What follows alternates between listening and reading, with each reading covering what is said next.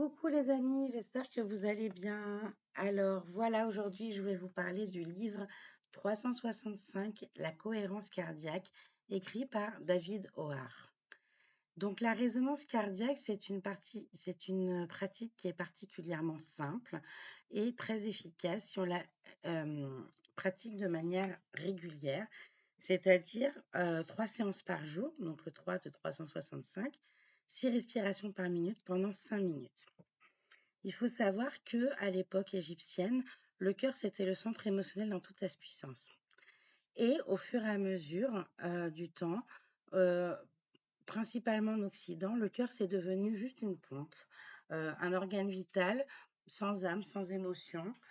Et ce sont les neurosciences qui ont remis au centre du système nerveux autonome le cœur. Le cœur dispose de neurones, de synapses. Il sécrète aussi des neurotransmetteurs qu'on va appeler les molécules des émotions. Et dans la cohérence cardiaque, ce qui va nous intéresser, ça va être la variabilité de la fréquence cardiaque ou du rythme cardiaque. Il faut savoir que quand on prend le pouls sur une minute, on va obtenir un chiffre.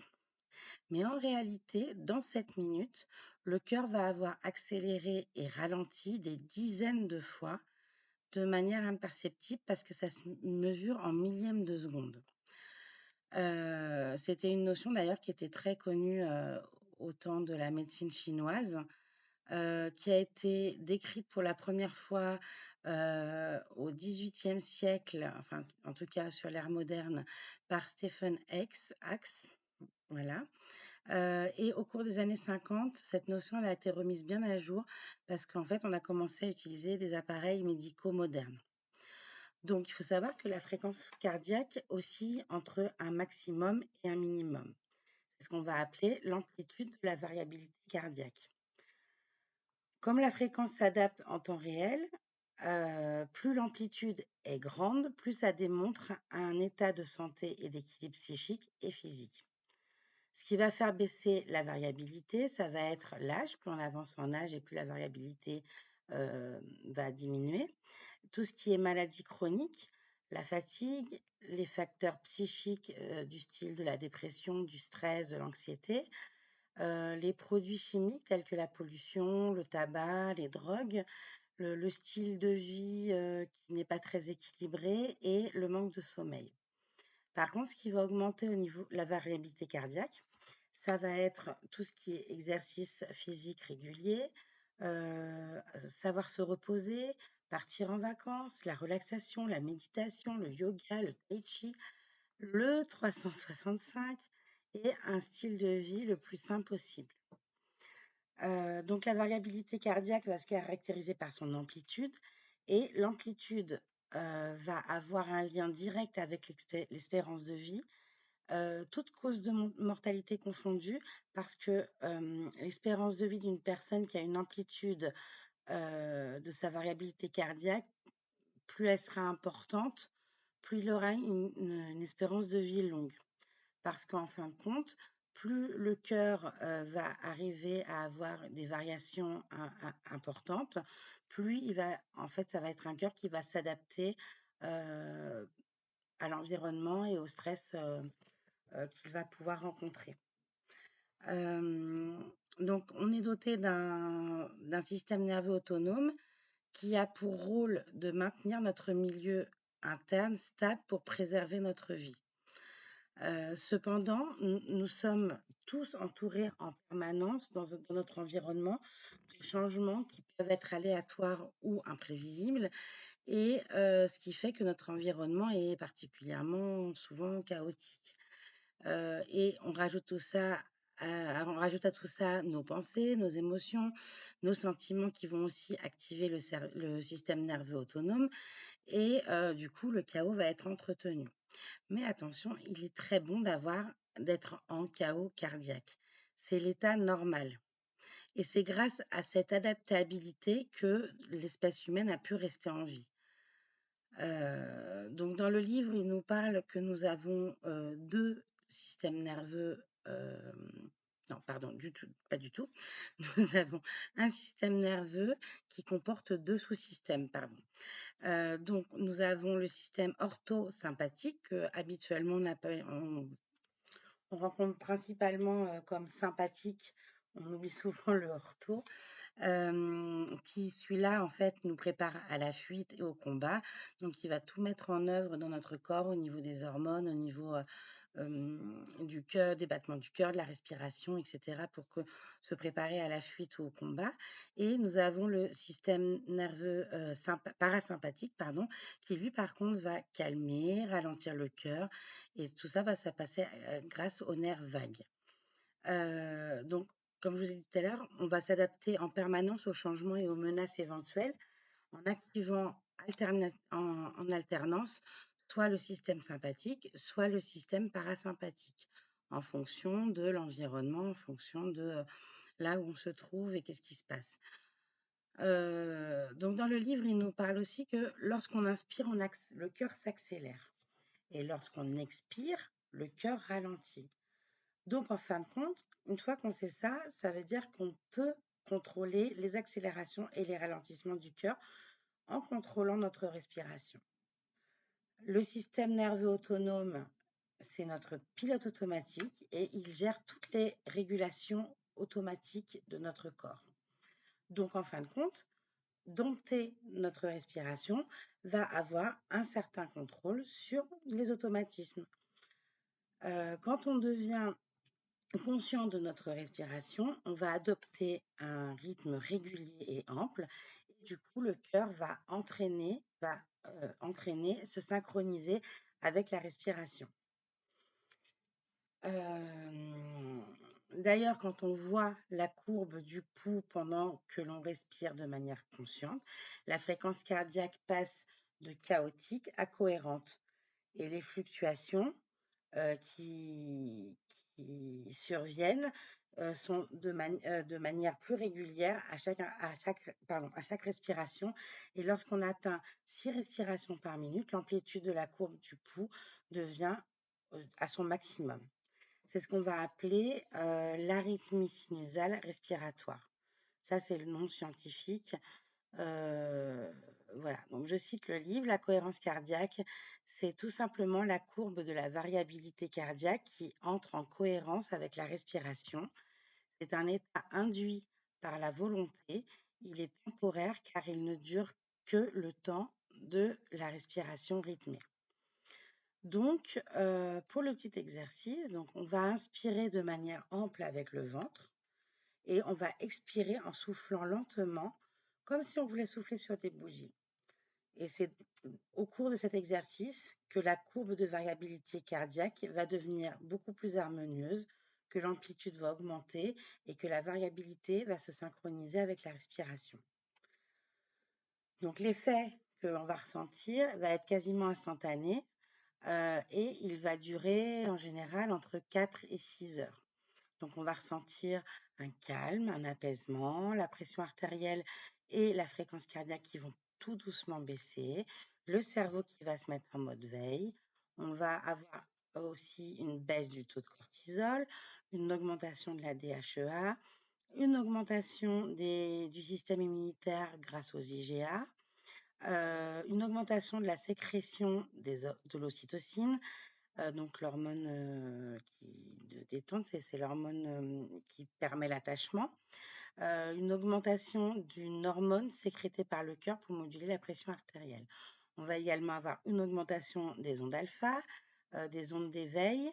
Ce sont les ondes d'éveil, pardon, qui calment, qui permettent d'être calme et attentif. Ça va favoriser la mémorisation et l'apprentissage. Ça va avoir une action favorable sur la dopamine et la sérotonine, une réduction de la perception du stress et des autres émotions désagréables, et enfin une impression générale de calme, de lâcher prise et de distanciation par rapport aux événements. Donc voilà, ça c'est vraiment une grosse partie des effets qu'on peut ressentir déjà tout de suite dès qu'on commence à faire la cohérence cardiaque. Et donc la seule façon d'obtenir un effet à long terme, ça va être de pratiquer plusieurs fois par jour pour avoir des effets bénéfiques au long terme. Car en fait, les effets bénéfiques au long terme apparaissent en moyenne entre 7 et 10 jours de pratique régulière.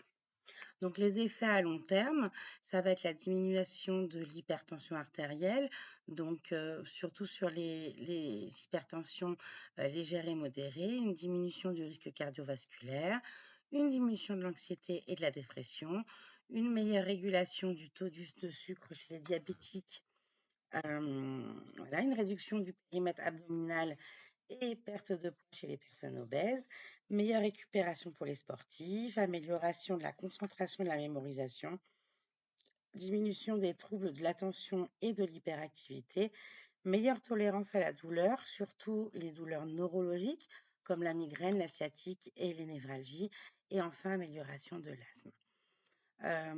Et comme j'ai dit précédemment, les effets vont être induits mais temporaires. Donc, il va être vraiment nécessaire de faire cet exercice plusieurs fois par jour. Donc, on va partir du principe qu'une journée dure environ 12 heures et que donc, nous allons avoir 3 séances. Donc, les 3 séances, on peut les espacer de 4 heures.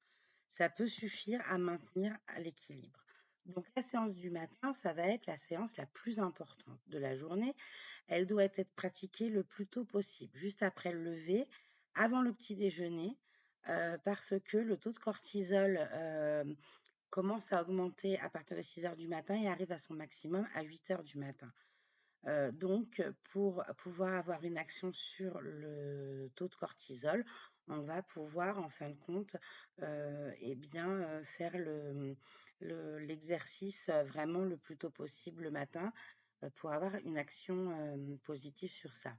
Donc, en fait, cet exercice se fait en position assise, pas couchée. Et voilà. Donc, c'est ce qui va nous permettre, en fin de compte, de commencer la journée de manière sereine, de manière, voilà, cool, voilà, détendue. Donc, on a dit qu'il fallait à peu près 4 heures entre deux, à peu près, hein, voilà. Donc, comment dire? Donc nous allons pouvoir, en fin de compte, faire la deuxième séance vers midi à peu près, juste avant l'heure du déjeuner. Il faut savoir que le taux de cortisol, pour qu'il revienne à la normale, il lui faut à peu près 4 heures. Donc c'est pour ça que la séance du matin est très importante, et que celle qui va arriver avant le déjeuner va être aussi importante puisqu'on va avoir un deuxième pic, celui-là beaucoup moins important, en début d'après-midi de cortisol. Il faut savoir qu'après un exercice de cohérence cardiaque, le taux de cortisol dans le sang a diminué en moyenne de 20. Donc, après une matinée, j'ai envie de dire, souvent le matin, on fait pas mal de choses, on est assez actif, donc ça met un peu à rude épreuve, enfin, on sollicite quand même pas mal le système nerveux sympathique. Donc cette petite séance juste avant le repas, va nous permettre de nous recentrer, d'atténuer, en fin de compte, toutes les émotions des événements de la matinée, et ça va nous permettre du coup d'avoir une meilleure digestion et également de d'agir un peu sur ce petit pic de cortisol qui arrive en début d'après-midi et du coup, je cite dans le livre, de commencer l'après-midi de manière, avec une clarté mentale et une fraîcheur, qui sera vraiment, bien appréciée. Voilà, donc la troisième séance, elle va du coup se situer aux alentours de 16 heures. Donc, cette séance va être quasiment aussi importante que celle du matin parce qu'elle va venir à un moment de la journée où nous allons commencer à changer notre rythme de vie, notre mode de vie, parce qu'on va passer, enfin, pour la majorité du temps du travail pour revenir dans notre deuxième vie, c'est-à-dire la sphère privée, la sphère familiale, où on va avoir d'autres choses à faire. Et du coup, dans le livre, il explique que la qualité de la soirée va certainement dépendre de cette séance. Donc voilà, c'est quand même une séance qui va être très importante pour aborder une soirée calme et détendue. Il il explique, David War, dans son livre, que l'objectif sera vraiment atteint quand on ne pourra plus se passer de ces 3 séances. Et pour pouvoir ne plus se passer de ces 3 séances et vraiment en faire, que ça fasse partie de notre vie, il va falloir au maximum la ritualiser. Ritualiser le moment et l'endroit. Ce qui va être le mieux, c'est d'être dans un endroit calme où il n'y aura pas de diversion. Il faudra être assis voilà, de manière confortable, dos bien droit, bien étirer la colonne vertébrale, comme si un peu on se grandissait, euh, et se mettre vraiment dans un endroit où on n'aura pas de diversion, pas de téléphone, où on ne sera vraiment pas dérangé. Euh, alors, David Howard, dans son livre, nous rappelle que la respiration, c'est l'inspiration et l'expiration. Et que, attention, les deux ne sont pas du tout dissociables. En fait, il nous rappelle que nous naissons avec une inspiration profonde du premier cri et on va mourir avec l'expiration du dernier souffle. Et que entre ces deux instants, qui sont capitales dans notre vie, on va respirer en moyenne, environ, 65 millions de fois dans notre vie et on aura autant d'inspiration que d'expiration. Et la respiration, il nous l'explique que c'est un messager émotionnel, car comme je vous l'ai dit tout à l'heure, lorsqu'on inspire, le cœur s'accélère et lorsqu'on expire, le cœur ralentit. Et c'est ce qui va faire que le cœur va être informé en temps réel de ce qui se passe dans notre environnement. Sur les 650 millions de respirations, on va du coup avoir 650 millions de messages émotionnels tout au long de notre vie qui vont être transmis au système nerveux autonome. Et sur ces 650 millions, nous allons enfin pouvoir prendre le contrôle de 90 respirations par jour pour débuter une nouvelle vie. Mais ça va devoir se faire en conscience. Et pendant ces 5 minutes, il va falloir vraiment être focus. Focus sur son souffle. Car là, c'est par la respiration consciente qu'on va pouvoir pénétrer dans le système nerveux autonome. Bien que l'inspiration par le nez ou par la bouche n'ait pas vraiment d'incidence sur l'exercice, il est quand même préférable d'inspirer par le nez. Ça va nous permettre d'avoir une focalisation beaucoup plus importante sur la respiration. L'inspiration, il va falloir qu'elle soit abdominale, donc bien respirer avec le ventre, sentir l'air qui circule en fait, qui entre dans notre nez et qui passe dans nos poumons, bien gonfler le ventre. Et pour l'expiration, on va mettre un espèce de léger frein au niveau des lèvres, comme je vous disais tout à l'heure, en fait, comme si on soufflait une bougie, mais tout doucement, une bougie d'anniversaire tout doucement. Et en fait, on va mettre un petit frein au niveau des lèvres pour pouvoir augmenter la pression d'expiration. Et ça va favoriser la stimulation du système nerveux parasympathique. On va souffler également avec le ventre. Et quand on va quand on va souffler, on va vraiment souffler tout l'air de nos poumons. Voilà. Quand la fréquence de respiration aura atteint la fréquence de résonance de 0,1 Hz, le message envoyé au centre de commande du système nerveux central, ça sera un message qui sera complètement neutre au niveau émotionnel et du coup, ça va recentrer toute la régulation. Il va être essentiel aussi de poser avant l'exercice une intention, qu'elle soit par la pensée, à voix haute ou autrement, comme vous le sentez. Mais vraiment poser une intention avant de commencer l'exercice pour pouvoir, voilà, qu'est-ce que vous voulez que qu'est-ce que vous voulez que cet exercice vous apporte. Après, donc, David Howard, dans son livre, il va nous donner des techniques pour apprendre à s'imprégner du timing et du coup, plus avoir besoin de montre. Donc, il donne des super techniques. Alors, avec un papier, un crayon, principalement avec un papier, un crayon, en fait, il va donner une super astuce. n'hésitez pas quand même à aller regarder parce que c'est, voilà, moi j'apporte vraiment ce que j'ai compris du livre. Maintenant, il y a beaucoup, beaucoup de contenu. C'est un petit livre, mais il y a énormément de contenu. Et voilà, je peux pas tout expliquer là, mais si ça vous intéresse d'aller plus loin, allez vraiment lire ce livre. Il est formidable. Et c'est une mine d'or de richesse d'informations. Donc voilà. Donc il faut savoir que les résultats que l'on va obtenir par la cohérence la résonance cardiaque, pardon, ça va être tout d'abord au bout de 3 minutes. Seulement, le maximum de l'efficacité va être obtenu au bout de 20 minutes. Donc ça sert à rien de faire 1 heure de cohérence cardiaque puisque ça c'est pas cumulable en fait. Donc du coup, au bout de 10-15 minutes, vous pouvez éventuellement, vous n'êtes pas obligé d'aller au-delà de 10-15 minutes et recommencer plusieurs heures plus tard en fait. Il faut savoir que les pensées intrusives, elles vont venir, commencer à venir au bout de 5 minutes. Donc, il va falloir vraiment rester focus sur le souffle. Donc, on va pouvoir moduler notre respiration. Et tant qu'on reste sur 6 respirations par minute, on va pouvoir éventuellement jouer sur l'inspiration et l'expiration, tout en restant sur 6 respirations par minute. Donc, ce qui veut dire que on va pouvoir passer à 4 secondes, par exemple, d'inspiration, 6 secondes d'expiration. Ça va nous permettre éventuellement de nous relaxer. Et si on fait l'inverse, donc 6 minutes d'inspiration, 4 minutes d'expiration, ça va nous permettre en fait de nous dynamiser. Mais on reste toujours en résonance cardiaque puisqu'on reste toujours sur 6 respirations par minute. Et ça, c'est ce qui est le plus important.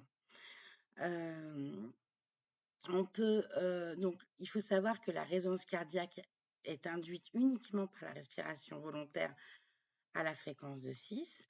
Par contre, la cohérence cardiaque, elle peut être obtenue d'autres façons.